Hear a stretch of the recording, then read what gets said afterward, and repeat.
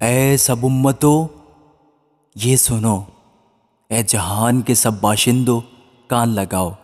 کیا ادنا، کیا اعلیٰ، کیا امیر، کیا فقیر، میرے منہ سے حکمت کی باتیں نکلیں گی اور میرے دل کا خیال پرخرد ہوگا۔ میں تمثیل کی طرف کان لگاؤں گا، میں اپنا معمہ ستار پر بیان کروں گا۔ میں مصیبت کے دنوں میں کیوں ڈروں، جب میرا تعقب کرنے والی بدی مجھے گھیرے ہو۔ جو اپنی دولت پر بھروسہ رکھتے اور اپنے مال کی کثرت پر فخر کرتے ہیں، ان میں سے کوئی کسی طرح اپنے بھائی کا فدیہ نہیں دے سکتا، نہ خدا کو اس کا معاوضہ دے سکتا ہے، کیونکہ ان کی جان کا فدیہ گراں بہا ہے۔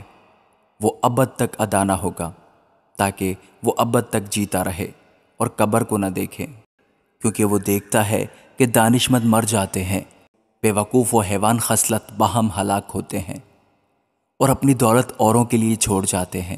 ان کا دلی خیال یہ ہے کہ ان کے گھر ہمیشہ تک اور ان کے مسکن پشت در پشت بنے رہیں گے۔ وہ اپنی زمین اپنے ہی نام سے نامزد کرتے ہیں، پر انسان عزت کی حالت میں بھی قائم نہیں رہتا۔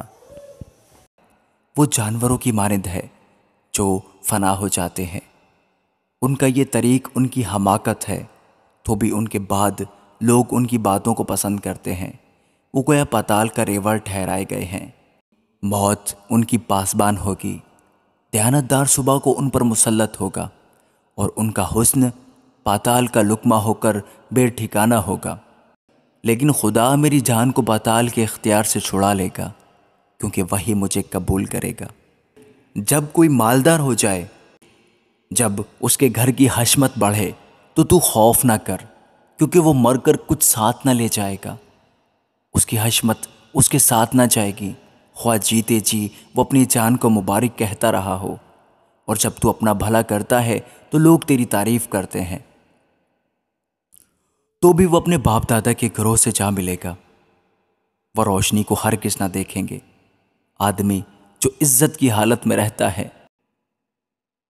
پر خرد نہیں رکھتا، جانوروں کی مانند ہے جو فنا ہو جاتے ہیں۔ آمین۔